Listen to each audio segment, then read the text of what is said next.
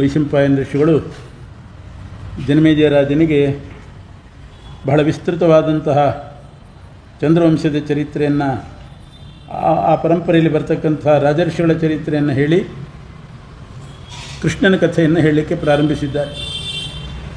ಚಂದ್ರವಂಶದಲ್ಲಿ ಪೂರು ಅಂತ ಒಬ್ಬ ರಾಜ ಹುಟ್ಟಿದ. ಬ್ರಹ್ಮದೇವರ ಮಕ್ಕಳೇ ಅತ್ರಿ ಋಷಿಗಳು. ಅತ್ರಿ ಋಷಿಗಳ ಮಗ ಚಂದ್ರ, ಚಂದ್ರನ ಮಗ ಬುಧ, ಬುಧನ ಮಗ ಪುರೂರವ, ಪುರೂರವನ ಮಗ ಆಯುರಾಜ, ಆಯುರಾಜನ ಮಗ ನಹುಷ, ನಹುಷನ ಮಗ ಯಯಾತಿ, ಯಯಾತಿಯ 5 ಮಕ್ಕಳಲ್ಲಿ ಕೊನೆಯವನೇ ಪೂರು, ಮೊದಲನೆಯವನು ಯದು. ಪೂರ್ವವಂಶದಲ್ಲಿ ದುಷ್ಯಂತ, ಭರತ ಇವರೆಲ್ಲ ಬಂದಿದ್ದಾರೆ. ಅವರ ಚರಿತ್ರೆಗಳನ್ನು ಹೇಳಿ ಯದುವಂಶದ ಕಥೆ ಹೇಳ್ತಾರೆ. ಯದುವಂಶದಲ್ಲಿ ಶೂರಸೇನ ಅಂತ ಒಬ್ಬ ರಾಜ ಬಂದ. ಶೂರಸೇನನ ಮಗ ವಸುದೇವ, ವಸುದೇವನ ಮಗನೇ ಶ್ರೀಕೃಷ್ಣ. ವಸುದೇವನಿಗೆ 14 ಜನ ಪತ್ನಿಯರು. ಅವರಲ್ಲಿ ದೇವಕೀ ದೇವಿಯಲ್ಲಿ ಹುಟ್ಟಿದಂಥ ಅವನೇ ಶ್ರೀಕೃಷ್ಣ ಅಂತ ಪ್ರಸಿದ್ಧನಾಗಿದ್ದಾನೆ. ಆ ಕೃಷ್ಣನ ಕಥೆಯನ್ನು ವಿಸ್ತಾರವಾಗಿ ಹೇಳ್ತಾ ಇದ್ದಾರೆ. ಕೃಷ್ಣ ಅವತಾರ ಮಾಡಿದ್ದು ಮುಖ್ಯವಾಗಿ ಜಾತಃ ಕಂಸವಧಾರ್ಥಾಯ ಭೂಭಾರ ಹರಣಾಯ ಚ ಅಂತ. ಕಂಸವಧೆ ಆಗಬೇಕು, ಭೂಭಾರ ಹರಣ ಆಗಬೇಕು, ಧರ್ಮ ಸಂಸ್ಥಾಪನೆ ಆಗಬೇಕು. ಇದೇ ಪ್ರಧಾನ ಉದ್ದೇಶ ಇತ್ತು ಶ್ರೀಕೃಷ್ಣನಿಗೆ. ಅವನು ಹುಟ್ಟಿದ ಕೂಡಲೇ ಕಂಸ ಅವನ ವಿರೋಧ ಮಾಡಲಿಕ್ಕೆ ಪ್ರಾರಂಭ ಮಾಡಿದ. ಅನೇಕ ಮಂದಿ ಅಸುರರನ್ನು ತನ್ನ ಕಡೆಯವರನ್ನು ಕಳಿಸಿದ್ದಾನೆ. ಪೂತನೆ ಅಂತ ಒಬ್ಬಳು ರಾಕ್ಷಸಿ, ರಾಮಾಯಣ ಕಾಲದ ತಾಟಕೆ ಅವಳು. ಆ ತಾಟಕೆಯನ್ನು ರಾಮದೇವರು ಸಂಹಾರ ಮಾಡಿದ್ರು. ಅದೇ ತಾಟಕೆಯೇ ಪೂತನೆಯಾಗಿ ಹುಟ್ಟಿದ್ಲು. ಆದರೆ ಪೂತನೆಯಾದಾಗ ಆ ದೇಹದಲ್ಲಿ ತಾಟಕೆನೂ ಇದ್ಲು, ಊರ್ವಶಿನೂ ಇದ್ಲು. ಜೀವದ್ವಯ ಸಮಾವೇಶ ಆಗಿತ್ತು. ಅದರಿಂದ ಪೂತನ ಅಂದರೆ ತಾಟಕಿ ಮಾತ್ರ ಅಲ್ಲ, ತಾಟಕಿ ಊರ್ವಶಿ, ದೇಹ ಒಂದು, 2 ಜೀವ. ಅಂತಹ ಪೂತನೆಯನ್ನು ಕಳಿಸಿದ್ದಾನೆ ಸಂಹಾರ ಮಾಡುವಂಥ ಕಂಸ. ಕೃಷ್ಣನೇ ಪೂತನೆಯನ್ನು ವಧೆ ಮಾಡಿದ. ಪೂತನ ಜೀವಿತ ಹರಹ ಅಂತ ಪ್ರಸಿದ್ಧನಾದ. ಶಕಟಾಕ್ಷ ಅಂತ ಮತ್ತೊಬ್ಬ ಬಂದ. ಎತ್ತಿನ ಬಂಡಿಯಲ್ಲಿ ಸೇರಿಕೊಂಡು, ಎತ್ತಿನ ಗಾಡಿಯಲ್ಲಿ ಸೇರಿಕೊಂಡು ಕೃಷ್ಣ ಎತ್ತಿನ ಗಾಡಿಯ ಕೆಳಗಡೆ ಮಲಗಿದಾಗ ಅವನ ಮೇಲೆ ಬಿದ್ದು ಅವನನ್ನು ಸಾಯಿಸಬೇಕು ಅಂತ ಕೃಷ್ಣನೇ ಪಾದದಿಂದ ಒದ್ದು ಆ ಎತ್ತಿನ ಗಾಡಿಯನ್ನು ಆ ಕಡೆ ಉರುಳಿಸಿ ಶಕಟಾಕ್ಷನನ್ನು ವಧೆ ಮಾಡಿದ. ತೃಣಾವರ್ತ ಅಂತ ಇನ್ನೊಬ್ಬ ಬಂದ. ತೃಣಾವರ್ತ ಬಿರುಗಾಳಿ ರೂಪದಲ್ಲಿ ಬಂದ. ಕೃಷ್ಣನನ್ನು ಅಂತರಿಕ್ಷಕ್ಕೆ ಹಾರಿಸ್ಕೊಂಡು ಹೋದ. ಆದರೆ ಅವನಿಗೆ ಉಸಿರಾಡಲಿಕ್ಕಾಗಲಿಲ್ಲ. ಅಂತರಿಕ್ಷಕ್ಕೆ ಹೋದ ಮೇಲೆ ಕೃಷ್ಣ ಆ ತೃಣಾವರ್ತನ ಕುತ್ತಿಗೆ ಹಿಸುಕಿ ಅವನಿಗೆ ಉಸಿರಾಟ ಆಗದಿದ್ದ ಹಾಗೆ ಮಾಡಿ ದೊಪ್ಪನ ಕೆಳಗೆ ಬೀಳಿಸಿ ಅವನನ್ನು ವಧೆ ಮಾಡಿದ್ದಾನೆ. ತೃಣೀಕೃತ ತೃಣಾವರ್ತ, ತೃಣಾವರ್ತನನ್ನು ತೃಣಪ್ರಾಯನನ್ನಾಗಿ ಮಾಡಿ ಸಂಹಾರ ಮಾಡಿದ. ಇವೆಲ್ಲ ನಂದಗೋಕುಲದಲ್ಲಿ ಕೃಷ್ಣ ತೋರಿದಂಥ ಲೀಲೆಗಳು. ಹುಟ್ಟಿದ್ದು ಮಧುರಾಪಟ್ಟಣದಲ್ಲಿ. ಹುಟ್ಟಿದ ಕೂಡಲೇ ರಾತ್ರಿಯೇ ನಂದಗೋಕುಲಕ್ಕೆ ಹೋಗಿ ಯಶೋದೆಯ ಹಾಸಿಗೆಯಲ್ಲಿ ಮಲಗಿದ. ಯಶೋದಾನಂದನ ಅಂತ ಪ್ರಸಿದ್ಧನಾದ. ದೇವಕಿಯ ಮಗ, ಯಶೋದೆಯ ಮಗನೂ ಹೌದು, ರೋಹಿಣಿ ಮಗನೂ ಹೌದು. ರೋಹಿಣಿ ನಕ್ಷತ್ರದಲ್ಲಿ ಹುಟ್ಟಿದ್ದ. ಹೀಗೆ ಶ್ರೀಕೃಷ್ಣ ನಂದಗೋಪ ಯಶೋದೆಯರ ತಪಸ್ಸಿನ ಫಲವಾಗಿ ಅವರು ತಪಸ್ಸು ಮಾಡಿದ್ರು. ಅವರು ದ್ರೋಣ ಮತ್ತು ಧರ ಅಂತ ಇಬ್ಬರು ವಸುದಂಪತಿಗಳು ಪರಮಾತ್ಮನಲ್ಲಿ ಭಕ್ತಿ ಬರಬೇಕು ಅಂತ ದೇವರಲ್ಲಿ ವರ ಕೇಳಿ ಭೂಮಿಯಲ್ಲಿ ಹುಟ್ಟಿದವರು. ಅದಕ್ಕೆ ಕೃಷ್ಣ ಮಗನಾಗಿ ತನ್ನ ಬಾಲಲೀಲೆಗಳನ್ನೆಲ್ಲ ಅವರಿಗೆ ತೋರಿಸಿದ್ದ. ಕೃಷ್ಣ ತೋರಿದ ಬಾಲಲೀಲೆ ಅಂತಂದರೆ ಬಾಯಲ್ಲಿ ಬ್ರಹ್ಮಾಂಡ ತೋರಿಸಿದ್ದ, ತೃಣಾವರ್ತನನ್ನು ಕೊಂದ, ಹಾಲು ಮೊಸರು ಬೆಣ್ಣೆ ಇದನ್ನೆಲ್ಲ ಗೋಪಿಕಾಸ್ತ್ರೀಯರ ಮನೆಗೆ ಹೋಗಿ ಕದ್ದಿತ ಅವ್ರನ್ನ ಆನಂದ ಪಡಿಸ್ತಾ ಇದ್ದ. ಅವರೆಲ್ಲ ಹೇಳಿದ್ದನ್ನು ಕೇಳಿ ನಂದಗೋಪ ಯಶೋದೆಯವರು ಪರಮಾನಂದ ಭರಿತರಾದರು. 7 ವರ್ಷದವರೆಗೆ ಶ್ರೀಕೃಷ್ಣ ಅಲ್ಲಿ ವಿಹಾರ ಮಾಡಿದ್ದಾನೆ ನಂದಗೋಕುಲದಲ್ಲಿ. ಆವಾಗಲೇ ಈ 3 ಮಂದಿ ಅಸುರರನ್ನು ಕೊಂದ. ಪೂತನೆ ಮತ್ತು ಇವರಿಬ್ಬರು, ತೃಣಾವರ್ತ, ಶಕಟಾಕ್ಷ. ಆಮೇಲೆ ನಂದಗೋಕುಲವನ್ನು ಬಿಟ್ಟು ವೃಂದಾವನಕ್ಕೆ ಹೊರಟ. ಯಾಕೆ ಅಂದರೆ ವೃಂದಾವನದಲ್ಲಿ ಯಮುನಾ ನದಿ, ಗೋವರ್ಧನ ಪರ್ವತ ಇದೆಲ್ಲ ಬಹಳ ಹಿಡಿಸಿತು ಕೃಷ್ಣನಿಗೆ. ನಂದಗೋಕುಲವೂ ಕೂಡ ಅದು ನಗರವಾಗಿ ಪರಿವರ್ತನೆ ಹೊಂದಿತು. ದನ ಕಾಯುವವರ ಊರದು. ಕೇವಲ ದನ ಕಾಯುವವರು ಮಾತ್ರ ಇರುವ ಆ ಜಾಗಕ್ಕೆ ವ್ರಜ ಅಂತ ಕರೀತಾರೆ. ಅಂಥ ವ್ರಜ ಅಥವಾ ಗೋಕುಲದಲ್ಲಿದ್ದಂಥ ಕೃಷ್ಣನಿಗೆ ನಂದಗೋಕುಲ ಬೇಡವಾಯಿತು. ಯಾಕೆಂದರೆ ದನಗಳಿಗೆ ಮೇವು ಸಿಗಲಿಲ್ಲ. ಅದು ಘೋಷೋಯಂ ನಗರಾಯತೆ ಅಂತ ಕೃಷ್ಣನೇ ಹೇಳ್ತಾನೆ. ಬಲರಾಮನ ಕರೆದು ಒಂದು ದಿವಸ ಹೇಳಿದ, ಈ ನಂದಗೋಕುಲ ಹಳ್ಳಿಗಿರಿಗೆ ಚೆನ್ನಾಗಿದೆ, ದನಕರುಗಳಿಗೆ ಒಳ್ಳೆ ಮೇವು ಸಿಗ್ತದೆ ಅಂತ ನಾವು ಬಂದಿದ್ದೀವಿ. ಆದರೆ ಗೋವುಗಳು ಮೇಯೋ ಜಾಗದಲ್ಲೆಲ್ಲ ಮನೆ ಬರ್ತಾ ಇದೆ, ಅಲ್ಲೆಲ್ಲ ದೊಡ್ಡ ದೊಡ್ಡ ಭವನಗಳು ನಿರ್ಮಾಣ ಆಗ್ತಾ ಇದೆ. ಎಷ್ಟು ದೂರ ಹೋದರೂ ದನಗಳಿಗೆ ಮೇವಿಲ್ಲ, ಕಟ್ಟಿದಲ್ಲೇ ಕಟ್ಟಿ ಹಾಕಬೇಕು. ದೊಡ್ಡ ನಗರ ಆಗೋಯಿತು. ಘೋಷ ಅಂದರೆ ಹಳ್ಳಿ, ಸಣ್ಣ ಹಳ್ಳಿ. ಅಂಥದ್ದು ನಗರವಾಗಿ ಪರಿವರ್ತನೆ ಹೊಂದಿತು. ದನಗಳಿಗೆ ಸರಿಯಾಗಿ ಮೇವು ಸಿಗ್ತಾ ಇಲ್ಲ, ನಾವು ಇಲ್ಲಿಂದ ವೃಂದಾವನಕ್ಕೆ ಹೋಗೋಣ ಅಂತ ಕೃಷ್ಣ ಬಲರಾಮನ ಹತ್ರ ಹೇಳಿ ವೃಂದಾವನಕ್ಕೆ ಬಂದದ್ದು. ಎಲ್ಲರೂ ಕೂಡ ವೃಂದಾವನಕ್ಕೆ ಬಂದರು. ಅಲ್ಲಿ ಗೋವರ್ಧನ ಪರ್ವತ, ಗೋವುಗಳನ್ನು ಬೆಳೆಸ್ತಕ್ಕಂಥ ಪರ್ವತ, ವಿಶಾಲವಾದ ಪರ್ವತ. ಒಂದು ಪ್ರದಕ್ಷಿಣೆ ಬರಬೇಕಾದ್ರೆ ಗೋವರ್ಧನ ಪರಿಕ್ರಮ ಅಂತ ಮಾಡಿದರೆ 25 ಕಿಲೋಮೀಟರ್ ವಿಸ್ತಾರ, ಅಷ್ಟು ದೊಡ್ಡ ಪರ್ವತ. ಹೆಚ್ಚು ಎತ್ತರ ಇಲ್ಲ, ಅಗಲ ವಿಸ್ತಾರವಾಗಿದೆ. ಅಂಥ ಗೋವರ್ಧನ ಪರ್ವತ ಇರುವ ಜಾಗ ವೃಂದಾವನ. ಅಲ್ಲಿಗೆ ಬಂದು ಸೇರಿಕೊಂಡ. ಕಂಸನಿಗೆ ಅದು ಗೊತ್ತಾಯಿತು. ನಂದಗೋಕುಲದಿಂದ ಅಲ್ಲಿ ಕಳಿಸೋದ್ರ ಬದಲು ಅನೇಕ ಅಸುರರನ್ನು ವೃಂದಾವನಕ್ಕೆ ಕಳಿಸಿದ್ದಾನೆ. ಬಕಾಸುರ, ವತ್ಸಾಸುರ, ಧೇನುಕಾಸುರ, ಅರಿಷ್ಟಾಸುರ, ಕೇಶಿ, ನಾನಾ ರೂಪಗಳಲ್ಲಿ. ಒಬ್ಬನು ಕುದುರೆಯಾಗಿ ಬಂದ, ಒಬ್ಬನು ಗೂಳಿಯಾಗಿ ಬಂದ, ಎತ್ತುಗಳಾಗಿ, ಕರುಗಳಾಗಿ, ದನಗಳ ರೂಪದಿಂದ ಬಂದರು ಅಸುರರು.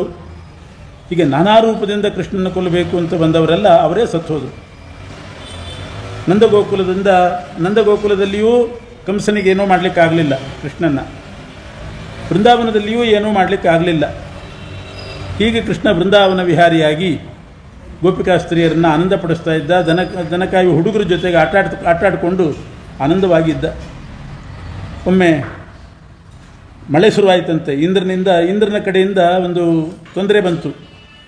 ಎಲ್ಲ ಗೊಲ್ಲರು ಸೇರಿ ಇಂದ್ರನಿಗೆ ಪೂಜೆ ಮಾಡಲಿಕ್ಕೆ ಹೊರಟಿದ್ರು. ಇಂದ್ರೋತ್ಸವ ಅಂತ ಒಂದು ಉತ್ಸವ. ಆ ಇಂದ್ರೋತ್ಸವ ಮಾಡಲಿಕ್ಕೆ ಹೊರಟಾಗ ಕೃಷ್ಣ ತಡಿತಾನೆ. ಇಂದ್ರೋತ್ಸವ ಮಾಡೋದ್ರ ಬದಲು ಗೋವರ್ಧನಕ್ಕೆ ಪೂಜೆ ಮಾಡೋಣ, ನಮಗೆ ಆಶ್ರಯ ಕೊಟ್ಟಿರೋದು ಗೋವರ್ಧನ ಪರ್ವತ, ಅದಕ್ಕೆ ಮಾಡೋಣ ಅಂತಂದ. ಆಯಿತು ಅಂತ ಕೃಷ್ಣನ ಮಾತು ಕೇಳಿ ಎಲ್ಲರೂ ಕೂಡ ಗೋವರ್ಧನಕ್ಕೆ ಪೂಜೆ ಮಾಡಿದರು. ಇಂದ್ರನಿಗೆ ಸ್ವಲ್ಪ ಅಸುರಾವೇಶ ಆಗಿ ಕೃಷ್ಣ ಯಾರು ಅಂತ ಅನ್ನೋದನ್ನು ಮರೆತು ಬಿಟ್ಟು ತತ್ಕಾಲದಲ್ಲಿ ತಾತ್ಕಾಲಿಕವಾಗಿ ಅಸುರಾವೇಶ ಆಯಿತು. ಕೃಷ್ಣನ ಮರು ಬಂದು ಅವನ ಮಾತು ಕೇಳಿ ನನಗೆ ಮಾಡುವ ಉತ್ಸವವನ್ನು ಬಿಟ್ಟರು. ಆದ್ದರಿಂದ ನಂದಗೋಕುಲ ಪೂರ್ತಿ ಕೊಚ್ಚಿ ಹೋಗಿರಬೇಕು, ಅಂಥ ಮಳೆ ಸುರಿಸ್ತೇನೆ ಅಂತ ದೇವೇಂದ್ರ ಮೋಡಗಳಿಗೆ ಆಜ್ಞೆ ಮಾಡಿದ. ಅಖಂಡ ಮಳೆ ಬಂತು. ಎಷ್ಟು ಬಂದರೂ ಕೂಡ ಏನೂ ಮಾಡಲಿಕ್ಕಾಗಲಿಲ್ಲ. ಎಲ್ಲ ಭಯದಿಂದ ಕೃಷ್ಣ ಪರಿಹಾರ ಮಾಡ್ತಾ ಇದ್ದ. ಪ್ರಾಣಿಗಳ ಭಯ, ಮಳೆ ಭಯ, ಅಗ್ನಿ ಭಯ. ಕಾಡ್ಗಿಚ್ಚು ಹತ್ತಿತ್ತು. ಒಂದು ಸಲ ಇವರು ವೃಂದಾವನದಲ್ಲಿದ್ದಾಗ ಇಡೀ ಕಾಡಿಗೆ ಬೆಂಕಿ ಹತ್ತಿದೆ. ಆ ಬೆಂಕಿಯನ್ನು ಬಾಯಿಯಲ್ಲಿ ಹೀರಿ, ಬಾಯಿಯಲ್ಲಿ ಬೆಂಕಿ ನುಂಗಿ ಕಾಡ್ಗಿಚ್ಚನ್ನು ಉಪಶಮನಗೊಳಿಸಿ ದನಕರುಗಳನ್ನು ರಕ್ಷಣೆ ಮಾಡಿದ. ಒಬ್ಬರಿಗೂ ಒಂದು ಅನಾಹುತ ಆಗಲಿಲ್ಲ. 7 ದಿವಸ ಅಖಂಡ ಮಳೆ, ಒಂದೊಂದು ಮಳೆ ಹನಿ ಆನೆ ಸೊಂಡಿಲು ಗಾತ್ರ ಬೀಳ್ತಾ ಇದೆ. ಅಂಥ ಮಳೆ ಬಂದರೂ ಕೂಡ ಯಾರಿಗೂ ಏನೂ ಆಗಲಿಲ್ಲ. ಗೋವರ್ಧನವನ್ನೇ ಕಿತ್ತಿ ಅದರ ಕೆಳಗಡೆ ಎಲ್ಲರಿಗೂ ಆಶ್ರಯ ಕೊಟ್ಟಿದ್ದಾನೆ.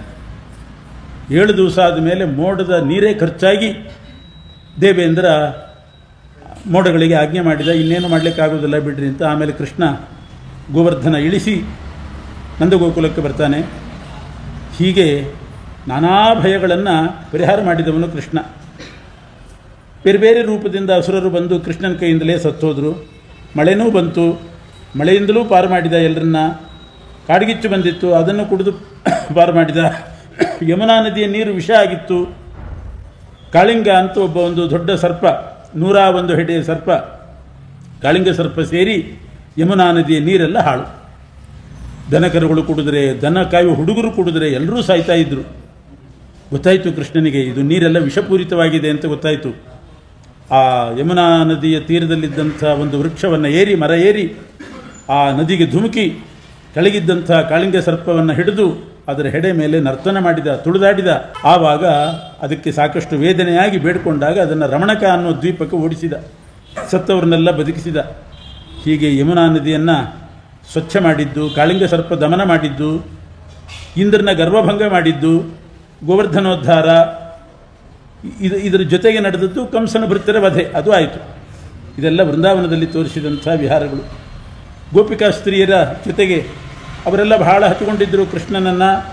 ಅವರ ಜೊತೆಗೆ ರಾಸಕ್ರೀಡೆಯಲ್ಲೂ ತೊಡಗಿದ, ವೇಣುಗಾನ ಮಾಡ್ತಾ ಎಲ್ಲ ಗೋಪಿಕಾಸ್ತ್ರೀಯರನ್ನ ಬರಮಾಡಿಕೊಂಡು ವೇಣುಗಾನ ಮಾಡ್ತಾ ಅವರ ಜೊತೆಗೆ ಕುಣಿತಾ ಇದ್ದ, ನರ್ತನ ಮಾಡ್ತಾ ಇದ್ದ. ಕೃಷ್ಣನ ವೇಣುಗಾನ ಬಹಳ ಅದ್ಭುತವಾದ್ದು. ಅದು ಒಂದು ಸಾಕು, ವೇಣುಗಾನದಿಂದ ಕೃಷ್ಣನ ಸರ್ವೋತ್ತಮತ್ವ ಸಾಧನೆ ಮಾಡಬಹುದು ಅಂತ ವಾದಿರಾಜ ಸ್ವಾಮಿಗಳು ಹೇಳ್ತಾರೆ. ಕೃಷ್ಣ ವೇಣುಗಾನ ಮಾಡ್ತಾ ಇದ್ದರೆ ಬ್ರಹ್ಮಾದಿ ದೇವತೆಗಳು ಬಂದು ಅವರಿಗೆ ಇದರ ರಹಸ್ಯ ಅರ್ಥ ಆಗಲಿಲ್ಲಂತ, ಎಷ್ಟು ಚೆನ್ನಾಗಿ ಹಾಡ್ತಾ ಇದ್ದಾನೆ, ಯಾವ ರಾಗ ಯಾವ ತಾಳ ಅಂತ ಗೊತ್ತಾಗಲಿಲ್ವಂತ. ಕೇವಲ ಒಂದು ವೇಣುಗಾನದಿಂದಲೇ ಅವನ ಸರ್ವೋತ್ತಮತ್ವ ಸಿದ್ಧಿ ಆಗ್ತದೆ. ಹೀಗೆಲ್ಲ ಅದರ ಮೇಲೆ ಬೇಕಾದಷ್ಟು ಕಾವ್ಯಗಳು ಬಂದಿದೆ. ಕೃಷ್ಣ ವೇಣುಗೋಪಾಲ ಕೃಷ್ಣನ ಮೇಲೆ ಎಷ್ಟು ಸುಂದರವಾಗಿ ಅಲಂಕಾರ ಮಾಡಿಕೊಂಡು ಗೋಪಿಕಾಸ್ತ್ರೀಯರನ್ನ ಆನಂದಪಡಿಸ್ತಿದ್ದ ಅಂತ ವರ್ಣನೆ ಮಾಡಿದ್ದಾರೆ.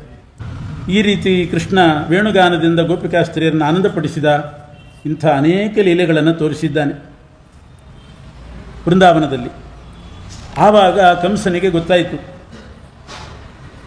ಕೃಷ್ಣ ಮತ್ತು ಬಲರಾಮರು ತನ್ನ ತಂಗಿಯಾಗಿರ್ತಕ್ಕಂಥ ದೇವಕಿಯ ಮಕ್ಕಳೇ ಅಂತನ್ನೋದು ನಾರದರಿಂದ ಗೊತ್ತಾಯಿತು. ಆಮೇಲೆ ಕಂಸ ಅಕ್ರೂರನನ್ನು ಕೊಟ್ಟು ಕಳಿಸ್ತಾನೆ, ಕೃಷ್ಣ ಬಲರಾಮರನ್ನ ಇಲ್ಲಿ ಕರ್ಕೊಂಡು ಬಾ, ಧನುರುತ್ಸವ ಅಂತ ಒಂದು ಬಿಲ್ಲಿನ ಪೂಜೆ ಅಂತ ಒಂದು ಉತ್ಸವ ಮಾಡ್ತಾ ಇದ್ದೇವೆ, ಅದಕ್ಕೆ ಅವರಿಬ್ಬರು ಬರಬೇಕು ಅಂತ ಹೇಳಿ ಕಳಿಸಿದ.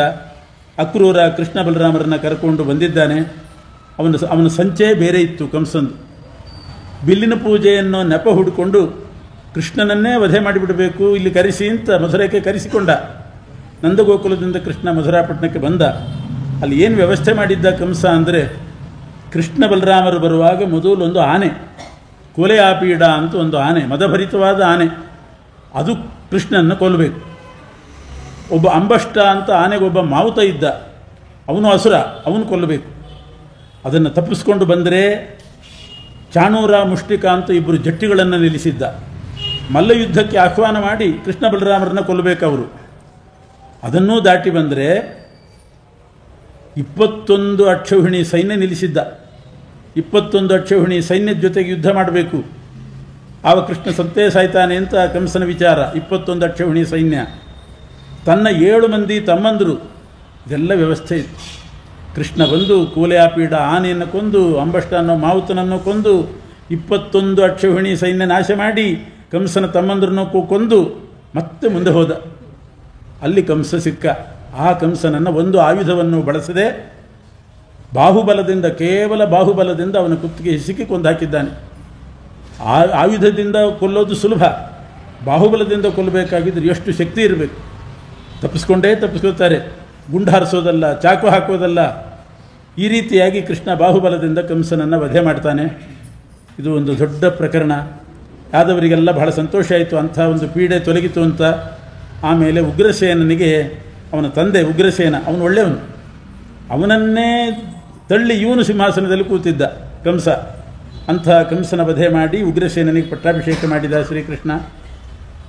ಇದೆಲ್ಲ ಅವನ ಅವತಾರದಿಂದ ಆದಾಗಿನಿಂದ ಹಿಡಿದು ಕಂಸ ಏನು ಪ್ರಯತ್ನ ಮಾಡಿದ ಪೂತನೆಯನ್ನು ಕಳಿಸೋದ್ರ ಮೂಲಕ ಕೊನೆಗೆ ತಾನು ಸತ್ತ ಮೇಲೆ ಒಂದು ಪ್ರಕರಣ ಮುಗೀತು. ಈ ತನ್ನ ಕಡೆಯವ್ರನ್ನೆಲ್ಲ ಕರೆಸಿ ಎಲ್ಲರನ್ನೂ ಸಾಯಿಸಿದ, ಅವನೇ ಸಾಯಿಸಿದ. ಎಲ್ಲರನ್ನೂ ಕಳಿಸ್ತಾ ಇದ್ದ, ಕೃಷ್ಣ ಕೊಲ್ತಾ ಇದ್ದ. ಕಂಸನ ವಧೆ ಮುಗಿದ ಮೇಲೆ 2ನೇ ಪ್ರಕರಣ ಪ್ರಾರಂಭ ಆಯಿತು. ಒಂದು ಪೀಡೆ ತೊಲಗಿತು ಅಂತನ್ನುವಾಗ ಕಂಸನ ಮಾವ ಆಕ್ರಮಣ ಶುರು ಮಾಡಿದ. ಕಂಸನ ಮಾವ ಅಂದರೆ ಕಂಸನ ಹೆಂಡಂದರು ಅಸ್ಥಿ ಪ್ರಾಸ್ತಿ ಇಬ್ಬರು, ಅವರಿಗೆ ವೈಧವ್ಯ ಬಂತು. ಆ ಅಸ್ಥಿ ಪ್ರಾಸ್ತಿಗಳ ತಂದೆಯೇ ಜರಾಸಂಧ. ಆ ಜರಾಸಂಧ ಆಕ್ರಮಣ ಶುರು ಮಾಡಿದ. 18 ಸಲ ಆಕ್ರಮಣ ಮಾಡಿದ್ದಾನೆ ಮಧುರಾಪಟ್ಟಣದ ಮೇಲೆ. ಒಂದೊಂದು ಸಲಕ್ಕೆ 23 ಅಕ್ಷೌಹಿಣಿ ಸೈನ್ಯ ತಗೊಂಡು ಬಂದ ಜರಾಸಂಧ. ಮಧುರಾಪಟ್ಟಣವನ್ನು ಕೆಡವಿ ಹೋಗ್ತಾ ಇದ್ದ, ಬಿಡಿಸಿ ಹೋಗ್ತಾ ಇದ್ದ, ಸಾಕಷ್ಟು ವಧೆ ಮಾಡ್ತಾ ಇದ್ದ. ಕೃಷ್ಣ ಆ ಯುದ್ಧದಲ್ಲಿ ಜರಾಸಂಧನ್ನು ಬಿಟ್ಟು ಅವನ ಕಡೆಯವರನ್ನೆಲ್ಲ ಕೊಂದು ಹಾಕ್ತಿದ್ದ. ಮತ್ತೆ ಜರಾಸಂಧ ಇನ್ನೊಂದಿಷ್ಟು ದುಷ್ಟ ಸೈನ್ಯವನ್ನು ಕಲೆ ಹಾಕ್ಕೊಂಡು ಬರೋದು. ಹಾಗಿದ್ದರೂ ದುಷ್ಟ ಸೈನ್ಯರನ್ನ ತಂದು ಒಪ್ಪಿಸ್ತಾನೆ, ಇವನು ದಲ್ಲಾಳಿ ಕೆಲಸ ಮಾಡ್ತಿದ್ದಾನೆ ಅಂತ ಕೃಷ್ಣ ಜರಾಸಂಧನ್ನು ಬಿಡ್ತಿದ್ದ, ಸೈನಿಕರನ್ನು ಕೊಲ್ತಿದ್ದ. ಹೀಗೆ ಅವನು ಕೃಷ್ಣನಿಂದ ಯಾಕೆ ತಪ್ಪಿಸ್ಕೊಂಡೆ ಅಂತ ಗೊತ್ತಾಗದೆ ನನ್ನನ್ನು ಕೊಲ್ಲಿಕ್ಕಾಗಿಲ್ಲ, ಮತ್ತೆ ಪ್ರಯತ್ನ ಮಾಡೋಣ ಅಂತ 18 ಬಾರಿ ಆಕ್ರಮಣ ಮಾಡಿದ. ಭೂಭಾರ ಹರಣಾಯಚ ಅಂತ ಸಾಕಷ್ಟು ಭೂಭಾರ ಆ ಜರಾಸಂಧನ ನಿಮಿತ್ತದಿಂದಲೇ ಹೋಯಿತು. ಮತ್ತೊಮ್ಮೆ ಜರಾಸಂಧ ಕಾಲಯವನ ಅಂತ ಇನ್ನೊಬ್ಬನ ಕರ್ಕೊಂಡು ಬಂದ. ಅವನು ಯವನ ದೇಶದವನು. ಆ ಯವನ ಕಾಲಪ್ರತೀಕ್ಷೆ ಮಾಡ್ತಾ ಇದ್ದ, ಕೃಷ್ಣನ ಕೊಲ್ಲಬೇಕು ಅಂತ ಕಾಲಪ್ರತೀಕ್ಷೆ. ಆದ್ದರಿಂದಲೇ ಅವನಿಗೆ ಕಾಲಯವನ ಅಂತ ಹೆಸರು ಬಂತು. ಅಂಥ ಕಾಲಯವನ ಒಂದು ಸಲ ನಾರದರನ್ನು ಕೇಳಿ ಕೃಷ್ಣನ ಮೇಲೆ ಆಕ್ರಮಣಕ್ಕೆ ಬಂದಾಗ ಒಂದು ಕಡೆಯಿಂದ ಕಾಲಯವನ ಬರ್ತಾ ಇದ್ದಾನೆ, ಇನ್ನೊಂದು ಕಡೆಯಿಂದ ಜರಾಸಂಧನ ಆಕ್ರಮಣ ಆಗ್ತಾ ಇತ್ತು. ಆವಾಗಲೇ ಕೃಷ್ಣ ದ್ವಾರಕಾಪಟ್ಟಣ ನಿರ್ಮಾಣ ಮಾಡಿದ. ಎರಡೆರಡು ಕಡೆಯಿಂದ ಆಕ್ರಮಣ ಆದಾಗ ಏನು ಮಾಡೋದು? ಜರಾಸಂಧನ ಹತ್ರ ಯುದ್ಧ ಮಾಡುವಾಗ ಕಾಲಯವನ ನಾಶ ಮಾಡ್ತಾನೆ ಪ್ರಜೆಗಳನ್ನು, ಕಾಲಯವನ ಹತ್ರ ಯುದ್ಧಕ್ಕೆ ಹೋದರೆ ಜರಾಸಂಧ ನಾಶ ಮಾಡ್ತಾನೆ. ಅದಕ್ಕೋಸ್ಕರ ಸುರಕ್ಷಿತ ಪ್ರದೇಶಕ್ಕೆ ಪ್ರಜೆಗಳನ್ನು ಸಾಗಿಸಬೇಕು ಅಂತ ಹೇಳಿ ಸಮುದ್ರ ಮಧ್ಯದಲ್ಲಿ ದ್ವಾರಕಾ ನಿರ್ಮಾಣ ಮಾಡಿ ಅಲ್ಲಿ ಕಳಿಸಿದ್ದಾನೆ ಕೃಷ್ಣ. ಪ್ರಜೆಗಳನ್ನೆಲ್ಲ ದ್ವಾರಕೆಗೆ ಕಳಿಸಿ ಕಾಲಯವನನ್ನು ಎದುರಿಸಿ ಯುದ್ಧಕ್ಕೆ ಹೋದ. ಆ ಕಾಲಯವನ ಬಂದಾಗ ಓಡ್ಲಿಕ್ಕೆ ಶುರು ಮಾಡಿದ ಕೃಷ್ಣ. ಕಾಲಯವನೇ ಗೊತ್ತಾಗಿಲ್ಲ, ಹೆದರಿ ಓಡ್ತಿದ್ದಾನೆ ಅಂತ ಬೆನ್ನತ್ತಿ ಬಂದ. ಕೃಷ್ಣ ಓಡಿ ಹೋಗಿ ಒಂದು ಗುಹೆ ಒಳಗೆ ಪ್ರವೇಶ ಮಾಡಿದ. ಆ ಗುಹೆಯಲ್ಲಿ ಸೂರ್ಯವಂಶದ ರಾಜ ಒಬ್ಬ ಮುಚುಕುಂದ ಅಂತನೋ ರಾಜ ಹೊದ್ಕೊಂಡು ಮಲ್ಕೊಂಡಿದ್ದ. ಕೃಷ್ಣ ಹೋಗಿ ಆ ಗುಹೆಯಲ್ಲಿ ಅಡ್ಕೊಂಡು ನಿಂತ್ಕೊಂಡ. ಬೆನ್ನತ್ತಿ ಬಂದಂಥ ಕಾಲಯವನ ನೋಡಿದ, ಕೃಷ್ಣನೇ ಮಲಗಿದವನು ಅಂತ ಭ್ರಮಿಸಿದವನು. ಇಲ್ಲಿವರೆಗೆ ಓಡಿಸ್ಕೊಂಡು ಬಂದು ಇಲ್ಲಿ ಸೋಗು ಹಾಕಿ ಮಲ್ಕೊಂಡಿದ್ದೀಯ ನೀನು ಅಂತ ಝಾಡಿಸಿ ಒದ್ದು ಕೂಡಲೇ ಎದ್ದವನು ಕೃಷ್ಣ ಅಲ್ಲ, ಮುಚುಕುಂದ ರಾಜ ಎದ್ದ. ಅವನು ಎದ್ದು ಕೂಡಲೇ ಇವನು ಬಿದ್ದ ಸತ್ತೇ ಹೋದ ಕಾಲಯವನ. ಕೃಷ್ಣ ತಾನು ಕೊಲ್ಲಿಲ್ಲ, ಕಾಲಯವನನ್ನು ಮುಚುಕುಂದನ ಕೈಯಿಂದ ಕೊಲಿಸಿದ. ಯಾಕೆಂದರೆ ಮುಚುಕುಂದ ದೇವದಾನವ ಯುದ್ಧದಲ್ಲಿ ದೇವತೆಗಳಿಗೆ ಸಹಾಯ ಮಾಡಿದ್ದ. ದೇವತೆಗಳು ವರ ಕೇಳು ಹೊಂದಿದ್ರು. ಅವನೇನು ವರ ಕೇಳಿದೆ ಗೊತ್ತೇನು? ನಂಗೆ ಚೆನ್ನಾಗಿ ನಿದ್ದೆ ಬರಬೇಕು ಅಂತ ಕೇಳಿದೆ. ನಿದ್ದೆ ಬರಬೇಕು ಅಂತ ಅಷ್ಟೇ ಕೇಳಿದರೆ ಪರವಾಗಿದ್ದಿಲ್ಲ, ನಿದ್ದೆ ಬರಬೇಕು, ಯಾರು ಎಬ್ಬಿಸ್ತಾರೋ ಅವರು ಸಾಯಬೇಕು ಅಂತ ಬೇರೆ, ಇಂಥ ವರ ಕೇಳಿದ್ದ. ಮತ್ತು ಅಲ್ಲಿ ನಿದ್ದೆ ಮಾಡಬೇಕು, ಯಾರು ಬರಬಾರ್ದು, ಎಬ್ಬಿಸಬಾರ್ದು, ಡಿಸ್ಟರ್ಬ್ ಆಗಬಾರ್ದು ಅಂತ ಒಂದು ಗುಹೆ ಒಳಗೆ ಬಂದು ಹೊರಗಡೆ ಬೋರ್ಡ್ ಹಾಕಿ ಮಲ್ಕೊಂಡಿದ್ದ. ನನ್ನ ಎಬ್ಬಿಸಿದವರು ಸಾಯ್ತಾರೆ ಹುಷಾರು ಅಂತ ಬೋರ್ಡ್ ಹಾಕೇ ಮಲ್ಕೊಂಡಿದ್ದ. ಕೃಷ್ಣನಿಗೆ ಗೊತ್ತಿತ್ತು, ಉಳಿದವರು ಯಾರೂ ಅವನು ಎಬ್ಬಿಸೋ ಸಾಹಸ ಮಾಡಲಿಲ್ಲ. ಕೃಷ್ಣ ವಿಚಾರ ಮಾಡಿದ, ನನ್ನ ಭಕ್ತ ಹೋಗಿ ವರ ಕೇಳಿ ಮಲ್ಕೊಂಡು ನಿದ್ದೆ ಹೊಡಿತಿದ್ದಾನೆ, ಅವನು ಎಬ್ಬಿಸಿ ಸಾಧನೆ ಮಾಡಿಸ್ಬೇಕು. ಅವನ ಕೈಯಲ್ಲಿ ಜಪ ತಪಸ್ಸು ಸಾಧನೆ ಆಗಬೇಕು. ಈ ಮನುಷ್ಯ ಜನ್ಮ ಇರೋದು ನಿದ್ದೆಗಲ್ಲ, ಸಾಧನೆ ಮಾಡಿಸ್ಬೇಕು ಅಂತ ಹೇಳಿ ಕೃಷ್ಣ ಬೇಕು ಅಂತ ಆ ಗುಹೆ ಒಳಗೆ ಬಂದು ಆಡ್ಕೊಂಡು ನಿಂತುಕೊಂಡ. ಮಲಗಿದಂಥ ಒಬ್ಬ ಜೀವಾತ್ಮ ಮುಚುಕುಂದನನ್ನು ಇವನೇ ದೇವರು ಕೃಷ್ಣ ಅಂತ ಭಾವಿಸಿದ ಕಾಲಯವನ. ಒಬ್ಬ ಜೀವಾತ್ಮನನ್ನು ಪರಮಾತ್ಮ ಅಂತ ಭಾವಿಸಿ ಅವನು ಸತ್ತ. ಅದರಿಂದ ಜೀವಾತ್ಮನೇ, ಪರಮಾತ್ಮನೇ. ಜೀವ ಪರಮಾತ್ಮರ ಐಕ್ಯವನ್ನು ಚಿಂತನೆ ಮಾಡಬಾರ್ದು. ಒಬ್ಬ ಜೀವನನ್ನು ಇವನು ಕೃಷ್ಣ ಅಂತ ಭಾವಿಸಿದ್ರಿಂದ ಏನಾಯಿತು? ಎಲ್ಲ ಜೀವರಿಗೂ ಬ್ರಹ್ಮನಿಗೂ ಐಕ್ಯ ಹೇಳಿಬಿಟ್ರೆ ಕಾಲಯವನಿಗೆ ಆದಾಗ ಆಗೋದಿಲ್ವೇ? ಅದರಿಂದ ಐಕ್ಯ ತಿಳ್ಕೊಂಡೇ ಅವನು ಸತ್ತ. ಇವನೇ ಕೃಷ್ಣ ಅಂತ ಜೀವನನ್ನು ಕೃಷ್ಣ ಅಂತ ಮಾಡಿಕೊಂಡು ಎಬ್ಬಿಸಿದ, ಸತ್ತು ಹೋದ. ಅವನಿಗೆ ವರ ಇತ್ತು, ಯಾರು ಎಬ್ಬಿಸ್ತಾರೋ ಅವರು ಸಾಯಲಿ ಅಂತ. ಆಮೇಲೆ ಕೃಷ್ಣ ಹೊರಗೆ ಬಂದ. ಮುಚ್ಚಿಕೊಂಡ ಕೇಳ್ತಾನೆ, ಸ್ವಾಮಿ ನಾನೆಂಥ ಮೂರ್ಖನಾಗಿದ್ದೆ, ನಿದ್ದೆ ಬರಬೇಕು ಅಂತ ವರ ಕೇಳಿ ನಿದ್ದೆ ಮಾಡ್ತಾ ಇದ್ದೆ, ನೀನು ಎಬ್ಬಿಸಿ ನನ್ನನ್ನು ಉದ್ಧಾರ ಮಾಡಿದಿ ಅಂತ ಸ್ತೋತ್ರ ಮಾಡಿ ಕೊಟ್ಟು ಕಳಿಸಿದ. ಕೃಷ್ಣ ಮಾಡಿದಂಥ ಒಂದು ಅದ್ಭುತ ಕಾರ್ಯ ಅಂದರೆ ಮಲಗಿದವರನ್ನ ಎಬ್ಬಿಸೋದು. ಎಬ್ಬಿಸಿ ಸಾಧನೆ ಮಾಡಿರಿ, ಈ ಥರ ಸುಮ್ಮನೆ ವ್ಯರ್ಥವಾಗಿ ಹಾಳು ಮಾಡಿ ನಿದ್ದೆ ಮಾಡ್ಕೋಬೇಡಿ ಅಂತ ತೋರಿಸಿದ್ದಾನೆ. ಈ ರೀತಿ ಬಂದವನು ಕಾಲಯವನ. ಜರಾಸಂಧನೇ ಕಾಲಯವನನ್ನು ಕರೆಸಿ, ನನ್ನ ಕೈಲಂತೂ ಆಗಲಿಲ್ಲ, ನೀನು ಯುದ್ಧ ಮಾಡಿ ಕೃಷ್ಣನ ಕೊಲ್ಲು ಅಂತ ಕಾಲಯವನನ್ನು ಕರೆಸಿದ ಜರಾಸಂಧ. ಅವನ ಸೈನ್ಯ ಎಷ್ಟಿತ್ತು ಗೊತ್ತೇನು? 3 ಕೋಟಿ ಅಕ್ಷೋಹಿಣಿ ಸೈನ್ಯ. ಮಹಾಭಾರತ ಯುದ್ಧದಲ್ಲಿ 2 ಕಡೆ ಸೇರಿ ಬರೀ 18 ಅಕ್ಷೋಹಿಣಿ. ಅದನ್ನೇ ಮಹಾಭಾರತ ಯುದ್ಧ ಅಂತ ಕರೀತಾರೆ, ದೊಡ್ಡ ಯುದ್ಧ. ಆದರೆ ಕಾಲಯವನ ಹತ್ರ ಇದ್ದದ್ದು 3 ಕೋಟಿ ಅಕ್ಷೋಹಿಣಿ ಸೈನ್ಯ. ಅಷ್ಟನ್ನು ತಗೊಂಡು ಯುದ್ಧಕ್ಕೆ ಬಂದಿದ್ದಾನೆ. ಕೃಷ್ಣ ಇಲ್ಲದೆ ಹೋಗಿದ್ದರೆ ಆ 3 ಕೋಟಿ ಯವನರ ಸೈನ್ಯ ಏನಾಗ್ತಿತ್ತು? ಅವ್ರನ್ನೆಲ್ಲ ಕೃಷ್ಣ ಸಾಯಿಸಿ ಕಾಲಯವನನ್ನು ಕೂಡ ವಧೆ ಮಾಡಿಸಿದ. ಹೀಗೆ ಕೃಷ್ಣ ಮಾಡಿದಂಥ ದೊಡ್ಡ ಅನುಗ್ರಹ ಅಂದರೆ ಇದು. ಅದನ್ನೇ ಭೂಭಾರ ಹರಣಾಯಚ ಅಂತ. ಎಲ್ಲೆಲ್ಲಿ ಭೂಭಾರ ದೈತ್ಯರು ಸೇರಿಕೊಂಡಿದ್ದರು, ಕೃಷ್ಣಾವತಾರ ಕಾಲದಲ್ಲಿ ಇದೇ ಪ್ರಧಾನವಾಗಿತ್ತು. ಭೂಮಿಯ ಒಂದೊಂದು ಭಾಗದಲ್ಲಿ ಒಬ್ಬೊಬ್ಬರು ದೈತ್ಯರು ರಾಜರಾಗಿ ಸೇರಿಕೊಂಡಿದ್ದರು. ಶಾಸನ ಹೊರಡಿಸಿ ಯಾರೂ ಧರ್ಮ ಮಾಡಬಾರ್ದು, ಕೃಷ್ಣನ ಪೂಜೆ ಮಾಡಬಾರ್ದು, ಪರಮಾತ್ಮನನ್ನು ಅಲ್ಲಗಳೆಯುವಂಥ ಶಾಸನ ಮಾಡಿಬಿಟ್ಟಿದ್ದರು. ಚೇದಿ ದೇಶದಲ್ಲಿ ಶಿಶುಪಾಲ, ಕರುಷ ದೇಶದಲ್ಲಿ ದಂತವಕ್ರ, ಮಧುರಾ ಮಂಡಲದಲ್ಲೆಲ್ಲ ಕಂಸ, ಹಸ್ತಿನಾಪುರ ಆ ಕಡೆಯೆಲ್ಲ ದುರ್ಯೋಧನ, ಹಸ್ತಿನಾಪುರದ ಕಡೆ ಸಾಲ್ವ ದೇಶ ಅಂತಿತ್ತು, ಅಲ್ಲಿ ಬ್ರಹ್ಮದತ್ತ, ಶೋಣಿತಪುರದಲ್ಲಿ ಬಾಣಾಸುರ, ಮತ್ತು ಇನ್ನೊಬ್ಬನು ನರಕಾಸುರ ಇದ್ದ, ಪ್ರಾಗ್ಜ್ಯೋತಿಷಪುರ ಅಂತ ಅಲ್ಲಿ ನರಕಾಸುರ, ಮಗಧ ದೇಶದಲ್ಲಿ ಜರಾಸಂಧ. ಹೀಗೆ ಭೂಮಿಯ ಒಂದೊಂದು ಭಾಗದಲ್ಲಿ ಎಲ್ಲ ರಾಕ್ಷಸರು ಅಸುರರು ಹುಟ್ಟಿ ತಮ್ಮ ಶಾಸನದ ಮೂಲಕ ಅವೈಷ್ಣವಿ ಮಹೀಂ ಕರ್ತುಂ, ಇಡೀ ಮಹಿಮಂಡಲದಲ್ಲಿ ಭೂಮಂಡಲದಲ್ಲಿ ವಿಷ್ಣು ಪ್ರಜ್ಞೆನೇ ಇರ್ಕೂಡುದು ಅಂತ ನಾಶ ಮಾಡಲಿಕ್ಕೆ ಹೊರಟವು. ಅಂಥ ಸಂದರ್ಭದಲ್ಲಿ ಕೃಷ್ಣ ಅವತಾರ ಮಾಡಿ ಇವ್ರನ್ನೆಲ್ಲ ಸಂಹಾರ ಮಾಡಿದ್ದ. ಇದೇ ಪ್ರಧಾನವಾದ ಕೆಲಸ. ರಾಸಕ್ರೀಡೆ ಆಡಿದ, ಗೋಪಿಕಾಸ್ತ್ರೀಯರ ಜೊತೆಗೆ ವಿಹಾರ ಮಾಡಿದ, ಅದು ಗೌಣ. ಗೋಪಿಕಾಸ್ತ್ರೀಯರಲ್ಲಿ ರಮಾದೇವಿಯ ಆವೇಶ ಇತ್ತು ಅಂತ ಆ ರಮಾದೇವಿ ಆವೇಶ ಇದ್ದದ್ರಿಂದ ಅವ್ರನ್ನ ಆನಂದಪಡಿಸಿ ಮೋಕ್ಷ ಕೊಟ್ಟಿದ್ದಾನಷ್ಟೇನೆ. ಇದೇ ಪ್ರಧಾನ. ಧರ್ಮ ಸಂಸ್ಥಾಪನೆ ಮಾಡಿದ್ದೇ ಮುಖ್ಯ. ಕೊನೆಗೂ ಪಾಂಡವರನ್ನ ಎತ್ತಿಕಟ್ಟಿ ಪಾಂಡವರಿಗೆ ತಾನು ಬೆಂಬಲಿಗನಾಗಿ ನಿಂತು, ಪಾಂಡವರ ಪರಿಸ್ಥಿತಿ ಹೇಗಿತ್ತು, ಪಾಂಡುರಾಜ ಇಲ್ಲ, ಪಾಂಡುರಾಜ ಇವರೆಲ್ಲ ಸಣ್ಣವರಿದ್ದಾಗಲೇ ಸತ್ತೋಗಿದ್ದ, ತಂದೆ ಇಲ್ಲದವರು, ಯಾವ ರೀತಿಯ ಸಪೋರ್ಟು ಇದ್ದಿಲ್ಲ ಇವರಿಗೆ. ಕೃಷ್ಣ ಒಬ್ಬನೇ ಬೆಂಬಲಿಗನಾಗಿ ನಿಂತು ತಂದೆಯನ್ನು ಕಳ್ಕೊಂಡಂತಹ ಪಾಂಡವರಿಗೆ ಕೃಷ್ಣ ನಿಂತಿದ್ದ. ಭಗವಂತನ ಪಾದಪದ್ಮ ಯತ್ಪಾದ ಪದ್ಮ ಮಕರಂದ ಜುಷೋಹಿ ಪಾರ್ಥ ಸ್ವರಾಜ್ಯ ಮಾಪುರುಭ ಯತ್ರ ಸದಾ ವಿನೋದಾತ್. ಅನಾಯಾಸವಾಗಿ ಇವರೆಲ್ಲರೂ ಕೂಡ ಪಾಂಡವರು ರಾಜ್ಯವನ್ನು ಪಡೆದರು, ಧರ್ಮದಿಂದ ಆಳಿದರು. ಇದರ ಹಿನ್ನೆಲೆಯಲ್ಲಿ ಕೃಷ್ಣ ಇದ್ದ. ಅದನ್ನೇ ಧರ್ಮ ಸಂಸ್ಥಾಪನಾರ್ಥಾಯ ಅಂದ. ಧರ್ಮರಾಜನನ್ನು ಸಿಂಹಾಸನದಲ್ಲಿ ಕೂಡಿಸೋದೇ ಧರ್ಮ ಸಂಸ್ಥಾಪನೆ. ಯಾರನ್ನು ಯಾವ ಸೀಟ್ನಲ್ಲಿ ಕೂಡಿಸಬೇಕು ಅನ್ನೋದು ಭಾಳ ವಿಚಾರ ಮಾಡಬೇಕು. ಕೃಷ್ಣನ ದೂರಾಲೋಚನೆ ಹೀಗಿತ್ತು. ದುರ್ಯೋಧನನೇ ಏನಾದರೂ ಮುಂದುವರೆದು ಕೂತಿದ್ರೆ ಈಗೇನಾಗ್ತಿತ್ತು ಪರಿಸ್ಥಿತಿ. ಧರ್ಮರಾಜ, ಭೀಮ, ನಕುಲ, ಸಹದೇವ ಇವರನ್ನು ಕೂಡಿಸಿದ್ರಿಂದ ಇವತ್ತಿಗೂ ಕೂಡ ಧರ್ಮ ನಡ್ಕೊಂಡು ಬರ್ತಾ ಇತ್ತು. ಇದು ಕೃಷ್ಣನ ದೂರಾಲೋಚನೆ, ಕೃಷ್ಣ ಮಾಡಿದ ಅದ್ಭುತ ಕಾರ್ಯ. ಹೀಗೆ ಜರಾಸಂಧನನ್ನು, ಕಾಲಯವನನ್ನು, ಜರಾಸಂಧನ ಭೀಮನ ಕೈಯಿಂದ ವಧೆ ಮಾಡಿಸಿದ. ಕೊನೆಗೆ ಪಾಂಡವರು ರಾಜಸೂಯಾಂಗ ಮಾಡುವಾಗ ದಿಗ್ವಿಜಯಕ್ಕೆ ಅಂತ ಹೋಗಿ ಅಲ್ಲಿ ಜರಾಸಂಧನ ವಧೆ ಆಯಿತು.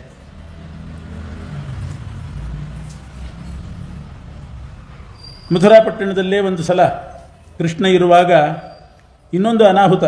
ಭೀಷ್ಮಕ ರಾಜ ಅಂತ ಒಬ್ಬ ರಾಜ ಇದ್ದ. ಆ ಭೀಷ್ಮಕ ರಾಜನ ಮಗಳೇ ರುಕ್ಮಿಣೀದೇವಿ. ಸಾಕ್ಷಾತ್ ಲಕ್ಷ್ಮೀದೇವಿ, ಶ್ರೀದೇವಿನೇ ರುಕ್ಮಿಣೀದೇವಿ. ಭೀಷ್ಮಕನಿಗೆ ಮಗಳಾಗಿ ಹುಟ್ಟಿದ್ಲು. ಯಾಕೆ ಅಂದರೆ ಭೀಷ್ಮಕ ರಾಜ ಅಷ್ಟು ಗೋದಾನ ಮಾಡ್ತಾ ಇದ್ದ. ಬ್ರಾಹ್ಮಣರಿಗೆ ಗೋದಾನ ಮಾಡೋದು, ಬ್ರಾಹ್ಮಣರ ಪಾದ ತೊಳೆಯೋದು, ಆ ನೀರೆಲ್ಲ ಹರಿದು ಕೆರೆಯಾಗಿ ಹೋಗಿತ್ತಂತೆ. ವಿದರ್ಭ ದೇಶದಲ್ಲಿದ್ದ ಅಷ್ಟು ಯಜ್ಞ ಮಾಡ್ತಿದ್ದಂತೆ. ವಿದರ್ಭ ದೇಶ ತುಂಬ ಹೊಗೆ ತುಂಬಿತ್ತಂತೆ, ಹೋಮ ಧೂಮ. ಇಡೀ ವಿದರ್ಭ ದೇಶ ತುಂಬ ಧೂಮ ಹೋಮ, ಅಷ್ಟು ಹೋಮಗಳನ್ನು ಮಾಡಿದ್ದಾನೆ. ಧೂಮಗರ್ಭೆ ವಿದರ್ಭೆ, ಅಷ್ಟು ಧೂಮಗರ್ಭ ಆಗಿತ್ತು.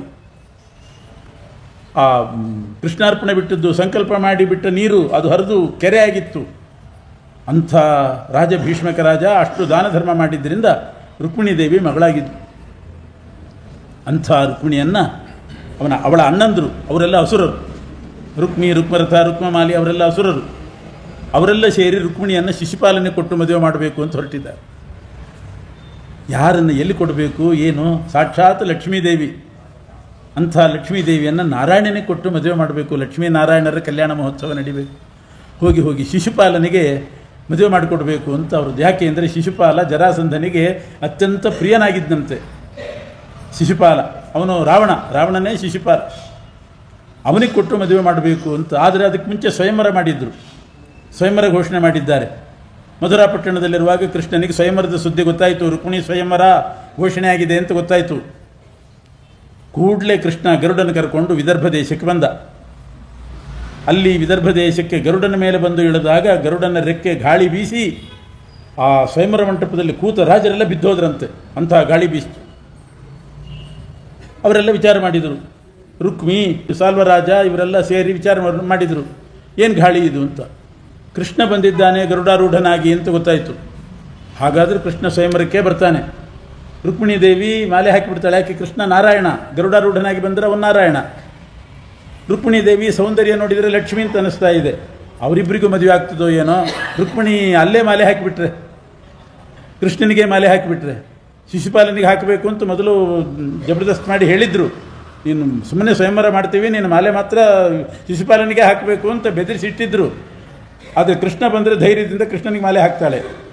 ಏನು ದುರಾಲೋಚನೆ ಮಾಡಿದರು ಅವರೆಲ್ಲ ಸೇರಿ ಅಂತಂದರೆ, ಸ್ವಯಂವರ ಮಂಟಪಕ್ಕೆ ಕೃಷ್ಣನಿಗೆ ಪ್ರವೇಶನೇ ಕೊಡೋದು ಬೇಡ ಅಂತ, ಅವನನ್ನು ಒಳಗೆ ಬಿಡೋದು ಬೇಡ. ಬಂದರೆ ಅವನ ಕುತ್ತಿಗೆ ಕೈ ಹಾಕಿ ಹೊರಗಡೆ ತಳ್ಳಿಬಿಡೋಣ ಅಂತ ಅನ್ನೋಷ್ಟು ತೀರ್ಮಾನಕ್ಕೆ ಹೋದ. ಆಗ ಜರಾಸಂಧ ಹೇಳ್ತಾನೆ, ಅವೆಲ್ಲ ಮಾಡಬೇಡಿ, ಈಗಾಗಲೇ ನಾನು 18 ಸಲ ಯುದ್ಧಕ್ಕೆ ಹೋಗಿ ಮೂಳೆ ಮುರಿಸ್ಕೊಂಡಿದ್ದೀನಿ, ಅವನನ್ನು ನೀವೇನೂ ಮಾಡಲಿಕ್ಕೆ ಸಾಧ್ಯ ಇಲ್ಲ, ಸಾಧಾರಣ ಅಲ್ಲ ಕೃಷ್ಣ ಅಂತ ಜರಾಸಂಧ ಮರ್ಯಾದೆ ಬಿಟ್ಟು ಹೇಳಿದ.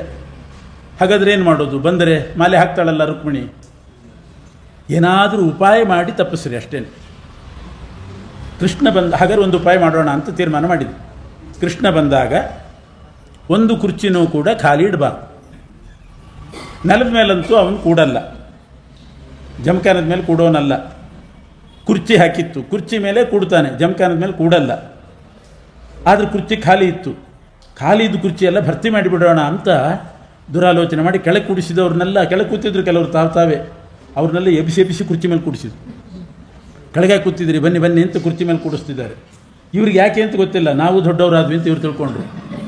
ನಾವು ದೊಡ್ಡವರು, ನಮಗೇ ಗೊತ್ತಿಲ್ಲ, ನಾವು ಕೆಳಗೆ ಕೂತಿದ್ವಿ, ಇವ್ರು ಕರೆದು ಕುರ್ಚಿ ಮೇಲೆ ಕೂಡಿಸ್ತಿದ್ದಾರೆ ಅಂತ ಅವರು ಹೋಗೋ ಕುರ್ಚಿ ಮೇಲೆ ಕೂತರು. ಅಂತೂ ಎಲ್ಲ ಕುರ್ಚಿ ಭರ್ತಿ ಆಯಿತು. ಸಮಾಧಾನ ಮಾಡಿಕೊಂಡು ಇನ್ನು ಕೃಷ್ಣ ಬಂದರೆ ಅವನಿಗೆ ಆಸನ ಇಲ್ಲ, ನೆಲದ ಮೇಲೆ ಕೂಡಲ್ಲ, ಬಂದವರಿಗೆಲ್ಲ ವಿಶ್ ಮಾಡಿ ಹೋಗಿಬಿಡ್ತಾನೆ. ಆಮೇಲೆ ಸ್ವಯಂವರ ಮುಂದುವರಿಸೋಣ ಅಂತ. ಕುತ್ತಿಗೆ ಕೈ ಹಾಕಿ ತಪ್ಪಿದ್ರೆ ಕೈ ಮುರಿತಾನೆ, ಅಷ್ಟಂತೂ ಗ್ಯಾರಂಟಿ. ಹಾಗಾದರೆ ಹೀಗೆ ಮಾಡೋಣ, ಆಸನ ಕೊಡೋದು ಬೇಡ ಅಂತ ತೀರ್ಮಾನ ಮಾಡಿದ್ವಿ. ಕೃಷ್ಣನಿಗೆ ಯಾರೂ ಆಸನ ಕೊಡೋದಿಲ್ಲ, ನಾವೆಲ್ಲ ಆಸನ ಸಮರ್ಪಯಾಮಿ ಅಂತ ಒಂದು ತುಳಸಿ ದಳ ಹಾಕ್ತೀವಿ ಅಷ್ಟೇ, ಅಷ್ಟಕ್ಕೂ ತಯಾರಿಲ್ಲ ಅವರು. ಕೃಷ್ಣ ಗರುಡಾರೂಢನಾಗಿ ಮಥುರಾಪಟ್ಟಣದಿಂದ ವಿದರ್ಭ ದೇಶಕ್ಕೆ ಬಂದು ಇಳಿದ. ಇಲ್ಲಿ ಈ ರೀತಿ ಮೀಟಿಂಗ್ ಮಾಡಿ ಇವರು ಕೃಷ್ಣನ ಸೇರಿಸೋದು ಬೇಡ ಅಂತ ತೀರ್ಮಾನ ಮಾಡಿದರು. ಆದರೆ ಆ ಸ್ವಯಂವರ ಮಂಟಪದಲ್ಲಿ ಕ್ರಥ ಮತ್ತು ಕೈಶಿಕ ಅಂತ ಭೀಷ್ಮಕನ ತಮ್ಮಂದರಿದ್ರಿಬ್ಬರು. ಅವರು ಸುರಜೀವರು, ಒಳ್ಳೆ ಜೀವರು, ಸುರಜೀವರು. ಅವರು ಇದು ಹಿಡಿಸಲಿಲ್ಲ. ಕೃಷ್ಣನಿಗೆ ಅವಮಾನ ಮಾಡ್ತಿದ್ದಾರೆ ಆಸನ ಕೊಡದೆ, ಬಹಳ ದೊಡ್ಡ ಅವಮಾನ. ಅದಕ್ಕೆ ಕೃತಕೈಶಿಕರು ಹೋಗಿ ಆ ಕೃಷ್ಣ ಇಳ್ಕೊಂಡಲ್ಲೇ ಹೋಗಿ ಹೇಳಿದರು, ಕೃಷ್ಣ ನೀವು ಸ್ವಯಂವರ ಮಂಟಪಕ್ಕೆ ಬರಬೇಡ, ಅಲ್ಲಿ ನಿಂಗೆ ಅವಮಾನ ಮಾಡಬೇಕು ಅಂತಿದ್ದಾರೆ ಆಸನ ಕೊಡದೇನೆ ಅಂತ.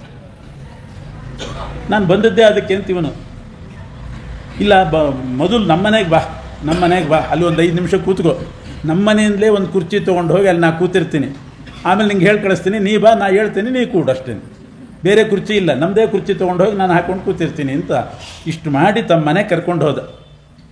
ಯಾರು? ಇವನು ಭೀಷ್ಮಕರಾಜನ ತಮ್ಮಂದರು ಕೃತಕೈಶಿಕರು. ಇವನು ಅಲ್ಲಿ ಹೋದ ಕೃಷ್ಣ. ಅಲ್ಲಿ ಯಾವುದೋ ಕುರ್ಚಿ ಮೇಲೆ ಕೂಡಿಸೋಣ ಅಂತ ಅವನು ಅಂದ್ಕೊಂಡಿದ್ದರೆ ಸ್ವರ್ಗಲೋಕದಿಂದ ಇಂದ್ರದೇವರು ಸಿಂಹಾಸನ ಕಳಿಸಿದ್ರಂತೆ. ವಜ್ರ ಖಚಿತವಾದ ರತ್ನ ಸಿಂಹಾಸನ ಬಂತು, ಕೃಷ್ಣನಲ್ಲಿ ಕೂಡಿಸಿದರು. ಇವನು ಅಂದ್ಕೊಂಡ ಭಾಳ ಒಳ್ಳೆಯದೇ ಆಯಿತು ಅಂತ ಅಂದ್ಕೊಂಡ. ಅಷ್ಟೊತ್ತಿಗೆ ಸರಿಯಾಗಿ ಇನ್ನೊಂದು ಇದು ದೇವಲೋಕದಿಂದ ಇಂದ್ರನ ಕಡೆ ಒಬ್ಬ ದೂತ ಸ್ವಯಂವರ ಮಂಟಪಕ್ಕೆ ಬಂದು ಅವನು ಅಲ್ಲಿ ಬಂದು ಅನೌನ್ಸ್ ಮಾಡಿದ್ದಂತೆ, ಇದೇ ವಿದರ್ಭ ದೇಶಕ್ಕೆ ಕೃಷ್ಣ ಪರಮಾತ್ಮ ಬಂದಿದ್ದಾನೆ, ಕೃತಕೈಶಿಕರ ಮನೆಯಲ್ಲಿ ಇಳ್ಕೊಂಡಿದ್ದಾನೆ ಸದ್ಯಕ್ಕೆ. ಇಲ್ಲಿದ್ದವರೆಲ್ಲ ಎದ್ದು ಹೋಗಿ ಅವನಿಗೆ ಗೌರವಾರ್ಪಣೆ ಮಾಡಿ, ಮಾಲಾರ್ಪಣೆ ಮಾಡಿ, ಕಾಣಿಕೆ ಎಲ್ಲ ಕೊಟ್ಟು ಫಲವಸ್ತು ಸಮರ್ಪಣೆ ಮಾಡಿ ಅವನ ಆದರದಿಂದ ಬರಮಾಡ್ಕೋಬೇಕಂತೆ. ಯಾರಾದರೂ ಎದ್ದು ಹೋಗಿ ಅವನಿಗೆ ಮಾಲಾರ್ಪಣೆ ಮಾಡದೇ ಇದ್ದರೆ ಅವ್ರ ಮೇಲೆ ಇಂದ್ರ ವಜ್ರಾಯುಧ ಹಾಕ್ತಾನಂತೆ ತಲೆ ಮೇಲೆ ಅಂತ ಹೇಳಿಬಿಟ್ಟ. ಕುರ್ಚಿಯಲ್ಲಿ ಕೂತವರೆಲ್ಲ ಎದ್ರು, ಎಲ್ಲ ಕುರ್ಚಿ ಖಾಲಿ. ಒಂದು ಕುರ್ಚಿ ಖಾಲಿ ಬಿಡಬಾರ್ದು ಅಂತಂದರೆ ಎಲ್ಲ ಕುರ್ಚಿ ಖಾಲಿ ಮಾಡಿಸಿಬಿಟ್ಟ ಕೃಷ್ಣ. ಕೆಳಗೆ ಕೂತವರೆಲ್ಲ ಮೇಲೆ ಕೂತಿದ್ರಲ್ಲ, ಅಂತೂ ನಾವು ದೊಡ್ಡವರಾದ್ವಿ ಅಂತ ಮಾಲೆ ತೊಗೊಳ್ಳೋ ಖರ್ಚು ಬಿತ್ತು ಅವ್ರ ಮೇಲೆ. ಕುರ್ಚಿ ಮೇಲೆ ಕೂತವರೆಲ್ಲ ಎದ್ದು ಹೋಗಿ ಮಾಲಾರ್ಪಣೆ ಮಾಡಬೇಕಾಯ್ತು. ಆಮೇಲೆ ಮಾಲೆ ತೊಗೊಂಡು ಹೋಗಿ ಎಲ್ಲರೂ ಕೃಷ್ಣನಿಗೆ ಮಾಲಾರ್ಪಣೆ ಮಾಡಿ ಬಂದರು. ಭೀಷ್ಮಕ ರಾಜ ಒಬ್ಬ ಸ್ವಯಂವರ ಮಂಟಪ ಕಾಯ್ತಾ ಇದ್ದ, ಇನ್ನು ಅವನದು ಮುಗಿದಿದ್ದಿಲ್ಲ ಕೆಲಸ, ಕಾಯ್ತಾ ಇದ್ದಾನೆ. ಕೃಷ್ಣ ಹೇಳಿ ಕಳಿಸಿದ, ಎಲ್ಲರೂ ಬಂದರು, ಮಾಲಾರ್ಪಣೆ ಮಾಡಿ ಗೌರವ ಸಲ್ಲಿಸಿದರು. ಭೀಷ್ಮಕ ಬರಲಿಲ್ಲ, ಅವನ್ನೂ ಕಳಿಸ್ರಿ ಅಂತಂದ. ಸುದ್ದಿ ಗೊತ್ತಾಗಿ ಭೀಷ್ಮಕ ರಾಜನು ಬಂದ. ಬರುವಾಗಲೇ ಹೆದರ್ಕೊಂಡೇ ಬಂದ. ಕೃಷ್ಣ ಕೇಳಿದ, ಭೀಷ್ಮಕ ಏನು ಮಾಡಲಿಕ್ಕೆ ಹೊರಟಿದ್ದೀನಿ ನೀನು ಅಂತ. ನನ್ನ ಮಗಳಿಗೆ ಸ್ವಯಂವರ ಮಾಡ್ತಾ ಇದ್ದೀನಿ ಪ್ರಭು ಅಂತಂದ. ನಿನ್ನ ಮಗಳಿಗೆ ಸ್ವಯಂವರ ಮಾಡ್ತಾ ಇಲ್ಲ, ನನ್ನ ಹೆಂಡತಿಗೆ ಸ್ವಯಂವರ ಮಾಡ್ತಿದ್ದೆ ಅಂದ ಕೃಷ್ಣ. ಇವನು ಬೆಚ್ಚಿಬಿದ್ದ, ಯಾರ್ಯಾರ್ದು ಹೆಂಡತಿಗೆ ಸ್ವಯಂವರ ಮಾಡ್ತೀನ ನಾನು? ನಿನ್ನ ಹೆಂಡತಿಗೆ ನಾನು ಯಾಕೆ ಸ್ವಯಂವರ ಮಾಡಲಿ? ನನ್ನ ಮಗಳು ರುಕ್ಮಿಣಿ ದೇವಿ, ನಾನು ಸ್ವಯಂವರ ಮಾಡ್ತೀನಿ. ನಿನ್ನ ಮಗಳಲ್ಲ ರುಕ್ಮಿಣಿ ದೇವಿ, ನನ್ನ ಹೆಂಡತಿ ಸಾಕ್ಷಾತ್ ಶ್ರೀದೇವಿ, ಅವಳು ಜಗನ್ಮಾತೆ. ಜಗನ್ಮಾತೆಗೆ ಯಾರಾದರೂ, ಜಗನ್ಮಾತೆ ಅಂದರೆ ನಿನಗೂ ತಾಯಿ ತಾನೇ, ಅವರಿಗೆ ಸ್ವಯಂವರ ಮಾಡ್ತಾರಾ? ತಾಯಿಯನ್ನು ನಿಲ್ಲಿಸಿ ಸ್ವಯಂವರ ಮಾಡ್ತಾರೆ? ಯಾರಿಗೆ ಬೇಕಾದ್ರೆ ಮೇಲೆ ಹಾಕು ಮದುವೆ ಮಾಡಿಕೊಡ್ತೀನಿ ಅಂದರೆ ಏನರ್ಥ? ಎಂಥ ಅಪಚಾರ ಮಾಡ್ತಾ ಇದ್ದೀನಿ ನೀನು. ಅದರಿಂದ ಮೊದಲು ಸ್ವಯಂವರ ನಿಲ್ಲಿಸು. ನನ್ನ ಹೆಂಡತಿ ಸ್ವಯಂವರ ಮಾಡಿಕೊಡ್ದು, ಜಗನ್ಮಾತೆ ಅವಳಿಗೆ ಸ್ವಯಂವರ ಮಾಡಿಕೊಡ್ದು. ಇವನಿಗೆ ನಂಬಿಕೆ ಬರ್ತಾ ಇಲ್ಲ. ನನ್ನ ಮನೆಯಲ್ಲೇ ಕೂಸಾಗಿ ಹುಟ್ಟಿದ ರುಕ್ಮಿಣಿ ನಾನೇ ಬೆಳೆಸಿ ದೊಡ್ಡವಳನ್ನು ಮಾಡಿದ್ದೀನಿ, ನಿನ್ನ ಹೆಂಡತಿ ಅಂತ ಏನು ಹೇಗೆ ನಂಬಲಿ ನಾನು ಅಂತಾನೆ. ಆಗ ದಿವ್ಯ ದೃಷ್ಟಿ ಕೊಟ್ಟ ಕೃಷ್ಣ. ನಿನಗೆ ಈ ಮಾಂಸದ ಕಣ್ಣಿಗೆ ಕಾಣಿಸೋದಲ್ಲ ರುಕ್ಮಿಣಿ ಯಾರು ಅಂತ, ದಿವ್ಯ ಚಕ್ಷುಸ್ ಕೊಡ್ತೇನೆ ನೋಡು ಅಂತ ಅರ್ಜುನನೇ ಕೊಟ್ಟ ಹಾಗೆ ಭೀಷ್ಮಕ ರಾಜನಿಗೂ ದಿವ್ಯ ಚಕ್ಷುಸ್ ಕೊಟ್ಟು, ಆ ದಿವ್ಯ ಚಕ್ಷುಸ್ಸಿನಿಂದ ನೋಡ್ತಾ ಇದ್ದಾನೆ ಭೀಷ್ಮಕ ರುಕ್ಮಿಣಿಯನ್ನು. ಸಾಕ್ಷಾತ್ ಮಹಾಲಕ್ಷ್ಮಿಯಾಗಿ ಕಾಣಿಸಿದ್ರು. ಕೌಶೇಯ ಪೀತವಸನಾಂ ಅರವಿಂದನೇತ್ರಾಂ ಪದ್ಮದ್ವಯಾಭಯವರೋದ್ಯತ ಪದ್ಮಹಸ್ತಾಂ ಉದ್ಯಚ್ಛತಾರ್ಕ ಸದೃಶೀಂ ಪರಮಾಂಕ ಸಂಸ್ಥಾಂ ಧ್ಯಾಯೇದ್ವಿಧೀಶನತಪಾದಯುಗಾಂ ಜನಿತ್ರೀಂ. ಪೀತಾಂಬರ ಉಟ್ಟುಕೊಂಡಿದ್ದಾಳೆ. 4 ಕೈ, ಒಂದು ಕೈಯಲ್ಲಿ ಅಭಯ ಮುದ್ರೆ, 2 ಕೈಯಲ್ಲಿ ಕಮಲ ಅಂಬುಜವೆರಡು ಕರಯುಗದಿ, ಇನ್ನೊಂದು ಕೈಯಲ್ಲಿ ವರಮುದ್ರೆ ಅಭಯ ಮುದ್ರೆ. ಹೀಗೆ ವರ್ಣನೆ ಮಾಡ್ತಾರೆ. ಅಂಥ ಲಕ್ಷ್ಮೀದೇವಿಯನ್ನು ನೋಡ್ತಾ ಇದ್ದಾನೆ. ದಿಗ್ಭ್ರಮೆ ಆಗೋಯಿತು ಭೀಷ್ಮಕರಾಜನಿಗೆ. ಇದು ರುಕ್ಮಿಣಿನೋ, ಯಾರಿದು ನನ್ನ ಮಗಳು ಅಂತ ದಿಟ್ಟಿಸಿ ನೋಡ್ತಾನೇ ಇದ್ದಾನೆ. ಕೃಷ್ಣ ಹೇಳಿದ, ಬರೇ ನಿನ್ನ ಮಗಳನ್ನಷ್ಟೇ ನೋಡ್ತೀಯಲ್ಲ, ನನ್ನ ಕಡೆ ಒಂದು ಸಲ ನೋಡು ಅಂತಂದ. ಈ ಕಡೆ ತಿರುಗಿ ನೋಡಿದರೆ ಕೃಷ್ಣ ದನಕಾಯುವ ಹುಡುಗನಾಗಿ ಕಾಣಿಸ್ಲಿಲ್ಲ. ಶಾಂತಾಕಾರಂ ಭುಜಗಶಯನಂ ಪದ್ಮನಾಭಂ ಸುರೇಶಂ, ಸಾಕ್ಷಾತ್ ಮೂಲರೂಪಿ ಪದ್ಮನಾಭನಾಗಿ ಕಾಣಿಸ್ತಾ ಇದ್ದಾನೆ. ಅವಳು ನಾರಾಯಣನ, ಇದು ಲಕ್ಷ್ಮೀದೇವಿಯಾಗಿ ಕಾಣಿಸಿದ್ಲು, ಕೃಷ್ಣ ನಾರಾಯಣನಾಗಿ ಕಾಣಿಸ್ತಿದ್ದಾನೆ. ಎಷ್ಟು ಸಲ ಆ ಕಡೆ ಈ ಕಡೆ ನೋಡಿದರೂ ಭೀಷ್ಮಕರಾಜನಿಗೆ ದಿವ್ಯ ಚಕ್ಷುಸಿನಿಂದ ಲಕ್ಷ್ಮೀನಾರಾಯಣರೇ ಕಾಣಿಸ್ತಾ ಇದ್ದಾರೆ ಹೊರತು ರುಕ್ಮಿಣಿ ಮತ್ತು ಕೃಷ್ಣ ಅಂತ ಕಾಣಿಸಲೇ ಇಲ್ಲ. ಆಗ ಅವನಿಗೆ ಮನವರಿಕೆ ಆಯಿತು, ನಿಜವಾಗೂ ಇವು ನಾರಾಯಣ ನನ್ನ ಮಗಳಾಗಿ ಹುಟ್ಟಿದವಳು ಲಕ್ಷ್ಮೀದೇವಿ ಅಂತ, ಸಾಕ್ಷಾತ್ ಶ್ರೀದೇವಿ ರುಕ್ಮಿಣಿಯಾಗಿ ಹುಟ್ಟಿದ್ದಾಳೆ ಅಂತ ಜ್ಞಾನೋದಯ ಆಗಿ ಆ ಭೀಷ್ಮಕರಾಜ ಕೃಷ್ಣನ ಕಾಲಿಗೆ ಬಿದ್ದು, ಕ್ಷಮ ಮಾಡು ಸ್ವಾಮಿ, ನನಗೆ ಗೊತ್ತಾಗಲಿಲ್ಲ, ಮಾಂಸದ ಕಣ್ಣಿಗೆ ನನ್ನ ಮಗಳು ಅಂತ ತಿಳ್ಕೊಂಡೆ, ಲಕ್ಷ್ಮಿನೇ ಈ ರೀತಿ ಅವತಾರ ಮಾಡಿದ್ದಾಳೆ ಅಂತ ಗೊತ್ತಾಗಿಲ್ಲ, ಮೊದಲು ಹೋಗಿ ಸ್ವಯಂವರ ಕ್ಯಾನ್ಸಲ್ ಮಾಡಿ ಬರ್ತೀನಿ, ನಿನ್ನ ಹೆಂಡತಿ ಹೌದು, ಜಗನ್ಮಾತೆ ಹೌದು, ಸ್ವಯಂವರ ಮಾಡಿಕೊಡ್ದು, ಕ್ಯಾನ್ಸಲ್ ಮಾಡಿ ಬರ್ತೀನಿ ಅಂತ ಸೀದಾ ಸ್ವಯಂವರ ಮಂಟಪಕ್ಕೆ ಬಂದ. ಅಲ್ಲಿ ಶಿಶುಪಾಲ ಎಲ್ಲರೂ ಕೂತಿದ್ರು, ಸ್ವಯಂವರ ನಡೀತದೆ ಅಂತ. ಬಂದವನೇ ಭೀಷ್ಮಕ ರಾಜ ಮೈಕ್ ಹಿಡ್ಕೊಂಡು ಹೇಳಲಿಕ್ಕೆ ಶುರು ಮಾಡಿದ. ಅನಿವಾರ್ಯ ಕಾರಣಗಳಿಂದ ಈ ಸ್ವಯಂವರ ಕಾರ್ಯಕ್ರಮವನ್ನು ರದ್ದುಪಡಿಸಲಾಗಿದೆ ಅಂದರೆ ಅವಮಾನ, ಮುಂದೂಡಲಾಗಿದೆ ಅಂದರೆ ಯಾವತ್ತು ಅಂತ ಕೇಳ್ತಾರೆ. ಅದಕ್ಕೆ ಹೇಳಿದ, ಅನಿವಾರ್ಯ ಕಾರಣಗಳಿಂದ ಈ ಸ್ವಯಂವರ ಕಾರ್ಯಕ್ರಮವನ್ನು ಅನಿರ್ದಿಷ್ಟ ಅವಧಿಯವರೆಗೆ ಮುಂದೂಡಲಾಗಿದೆ ಎಂದ. ಯಾವತ್ತು ಅಂತ ಇಲ್ಲಿ ಹೇಳಲಿಲ್ಲ, ಅನಿರ್ದಿಷ್ಟ ಅವಧಿಯೊಳಗೆ ಮುಂದೂಡಲಾಗಿದೆ.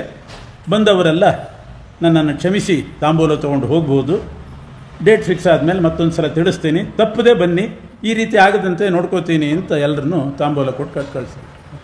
ಕೃಷ್ಣನಿಗೆ ಕುರ್ಚಿ ಕೊಡಬಾರ್ದು ಅಂತ ಮಾಡಿದರೆ ಅವ್ರಿಗೆಲ್ಲರಿಗೂ ಊಟವೂ ಇಲ್ಲದೆ ಬರೀ ತಾಂಬೂಲ ತೊಗೊಂಡು ಹೋಗೋ ಹಾಗೆ ಮಾಡಿಬಿಟ್ರು. ಎಲ್ಲರೂ ಹುಚ್ಚಾಗಿಬಿಟ್ರು. ಆ ರುಕ್ಮರಥ ಮತ್ತು ಇವನು ಜರಾಸಂಧ ಎಲ್ಲರೂ ಹುಚ್ಚು. ಎಂಥ ಅವಮಾನ ಮಾಡಿಬಿಟ್ಟ, ನಮಗೇನೆ ಆಸನ ಕೊಡಬಾರ್ದು ಅಂತ ಮಾಡಿದ್ದಕ್ಕೆ ಈ ಥರ ಆಗೋಯ್ತು. ಆಮೇಲೆ ಅವತ್ತು ರಾತ್ರಿ ಅವರೆಲ್ಲ 4 ಜನ ಇದ್ದರು, ದುಷ್ಟ ಚತುಷ್ಟಯರು, ಅವರೆಲ್ಲ ಸೇರಿ ಮತ್ತೆ ಮೀಟಿಂಗ್ ಮಾಡಿದರು. ಏನೋ ಮಾಡ್ಲಿಕ್ಕೆ ಹೋಗಿ ಏನೋ ಆಯಿತು, ನಮ್ಮದು ಅವಮಾನ ಆಗೋಯ್ತು, ಏನು ಮಾಡೋದು, ಏನು ಮಾಡೋದು ಬೇಡ, ಈಗೇನು ಸ್ವಯಂವರ ಕ್ಯಾನ್ಸಲ್ ಮಾಡಿದ್ದಾನೆ ಭೀಷ್ಮಕ, ಅಷ್ಟೇ, ಸ್ವಯಂವರ ಬೇಡ, ಡೈರೆಕ್ಟ್ ಮದುವೆನೇ ಮಾಡಿಬಿಡೋಣ ಅಂತಂದು.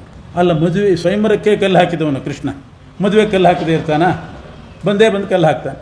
ಇದ್ದಕ್ಕಿದ್ದ ಹಾಗೆ ನಾಳೆನೇ ದಿಢೀರಂತ ಮದುವೆ ಮಾಡಿಬಿಡೋದು ಅಂತ ತೀರ್ಮಾನ ಮಾಡಿದರು. ಹಾಗೆಲ್ಲ ದಿಢೀರ್ ಮದುವೆ ಮಾಡಲಿಕ್ಕೆ ಆಗೋದಿಲ್ಲ, ಬಂಧು ಬಳಗದವ್ರಿಗೆ ಹೇಳಬೇಕಾಗ್ತದೆ, ಆಮೇಲೆ ಅವರು ಆಕ್ಷೇಪ ಮಾಡ್ತಾರೆ ನಮ್ಮನ್ನು.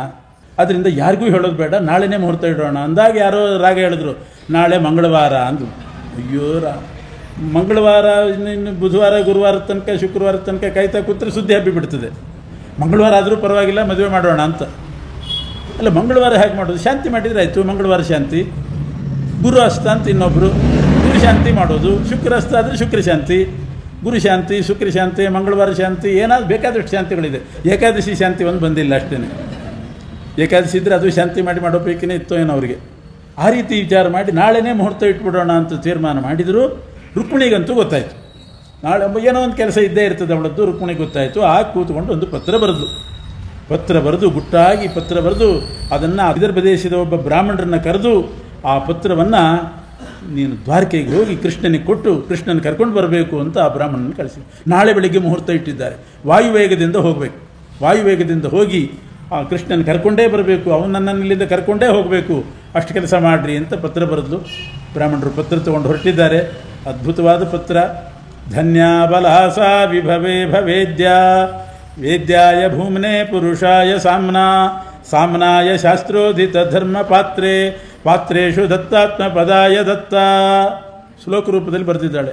ಏನು ಅಂತ ಯಾರಿಗೂ ಅರ್ಥ ಆಗೋದಿಲ್ಲ. ಯಾಕೆಂದರೆ ಆ ಬ್ರಾಹ್ಮಣರು ಓದಿಬಿಟ್ರೆ ಅಥವಾ ಇನ್ಯಾರಾದರೂ ಓದಿದರೆ, ಹೆಣ್ಮಕ್ಳು ಗಂಡಸರಿಗೆ ಪತ್ರ ಬರೀಬೇಕಾದ್ರೆ ಯಾರಿಗೂ ಅರ್ಥ ಆಗದೆ ಇರೋ ಹಂಗೆ ಬರೀಬೇಕು, ಅವ್ರಿಗೊಂದು ಅರ್ಥ ಆಗಿರ್ಬೇಕು. ಮತ್ತು ಅವರು ಆ ಪತ್ರ ತೊಗೊಂಡು ಬಂದು ಏನು ಬರ್ತಿದ್ದೆ, ಅಕ್ಷರ ಅರ್ಥ ಆಗ್ತಾ ಇಲ್ಲ, ಹೇಳು ಅಂತ ಕೇಳೋ ಸ್ಥಿತಿ ಬರಬಾರ್ದು. ಕನ್ಯಾ ಧನ್ಯ ಆಗಬೇಕಾಗಿದ್ದರೆ ಪರಮಾತ್ಮನಂಥ ವರ್ಣಿಗೆ ಕೊಟ್ಟು ಮದುವೆ ಮಾಡಬೇಕು. ನನ್ನನ್ನು ಶಿಶುಪಾಲನೆ ಕೊಟ್ಟು ವಿವಾಹ ಮಾಡ್ತಾ ಇದ್ದಾರೆ. ನಾಳೆ ಬೆಳಗಾದರೆ ಶೋಭಾವಿನಿತ್ವಮಜಿತೋದ್ವಹನೇ ವಿದರ್ಭಾನ್ ಗುಪ್ತ ಸಮೇತ ಪೃತನಾಪತಿ ಭಿಸ್ಸಮೇ, ನಾಳೆ ಮುಹೂರ್ತ ಇಟ್ಟಿದ್ದಾರೆ, ನೀ ಬಂದು ಕರ್ಕೊಂಡು ಹೋಗಬೇಕು. ಆ ಪುತ್ರ ನೋಡಿ ಕೃಷ್ಣ ವಿದರ್ಭ ದೇಶಕ್ಕೆ ಧಾವಿಸಿ ಅಲ್ಲಿ ಮದುವೆಗೆ ಸಿದ್ಧಳಾದಂಥ ರುಕ್ಮಿಣೀ ದೇವಿಯನ್ನು ಕೈ ಹಿಡಿದು ರಥದಲ್ಲಿ ಕೂಡಿಸಿ ಕರ್ಕೊಂಡು ಬಂದ. ರುಕ್ಮಿ ಮುಂತಾದವರೆಲ್ಲ ಬೆನ್ನತ್ತಿದ್ರು. ದೊಡ್ಡ ಯುದ್ಧ ಆಯಿತು. ಅವ್ರನ್ನೆಲ್ಲ ಸೋಲಿಸಿ ದ್ವಾರಕೆಗೆ ಕರ್ಕೊಂಡು ಬಂದು ದ್ವಾರಕೆ ಹತ್ತಿರ ಸೋಮನಾಥ, ದ್ವಾರಕೆಯಿಂದ ಸೋಮನಾಥಪುರಕ್ಕೆ ಹೋಗುವಾಗ ದಾರಿಯಲ್ಲಿ ಮೂಲಮಾಧವ ಅಂತ ಒಂದು ಸ್ಥಳ, ಸಮುದ್ರ ತೀರ. ಆ ಮೂಲಮಾಧವದಲ್ಲಿ ಆ ಒಳ್ಳೆ ಕ್ಷೇತ್ರ ಅದು. ಅಲ್ಲಿ ಒಂದು ಮಂಟಪದಲ್ಲಿ ಯೋಗ್ಯ ಮುಹೂರ್ತದಲ್ಲಿ ಕೃಷ್ಣ ರುಕ್ಮಿಣಿಯನ್ನು ಮದುವೆ ಮಾಡಿಕೊಂಡಿದ್ದಾನೆ. ಹಾಗೆ ಸತ್ಯಭಾಮ ಮದುವೆ ಇವೆಲ್ಲವೂ ಕೂಡ ಆಗಿದೆ ಶ್ರೀಕೃಷ್ಣನಿಗೆ. ಆ ರುಕ್ಮಿಣೀ ದೇವಿಯಲ್ಲಿ ಮದುವೆ ಮಾಡಿಕೊಂಡ ಮೇಲೆ ಅನೇಕ ದಿವಸಗಳಾದರೂ ಕೂಡ ಮಕ್ಕಳಾಗೋ ಯೋಚನೆ ಕಾಣಲಿಲ್ಲಂತೆ. ಸ್ವಲ್ಪ ಭಯ ಪ್ರಾರಂಭ ಆಯಿತು, ಮಕ್ಕಳಾಗ್ತದೋ ಇಲ್ಲೋ, ಯಾಕೋ ತಡ ಆಗ್ತಾ ಇದೆ ಅಂತ. ಆಗ ರುಕ್ಮಿಣಿ ಕೃಷ್ಣರು ವಿಚಾರ ಮಾಡಿದ್ರಂತೆ, ಮಕ್ಕಳಾಗ್ತಾ ಇಲ್ಲ, ಏನು ಮಾಡೋದು ಅಂತ ವಿಚಾರ ಮಾಡಿದಾಗ ಕೃಷ್ಣ ಹೇಳ್ತಾನೆ, ಮಕ್ಕಳಾಗಬೇಕಾದ್ರೆ ಶಿವನ ಅನುಗ್ರಹ ಬೇಕು, ಶಿವನ ಆರಾಧನೆಯಿಂದ ಮಕ್ಕಳಾಗ್ತದೆ ಅಂತ ಶಾಸ್ತ್ರ.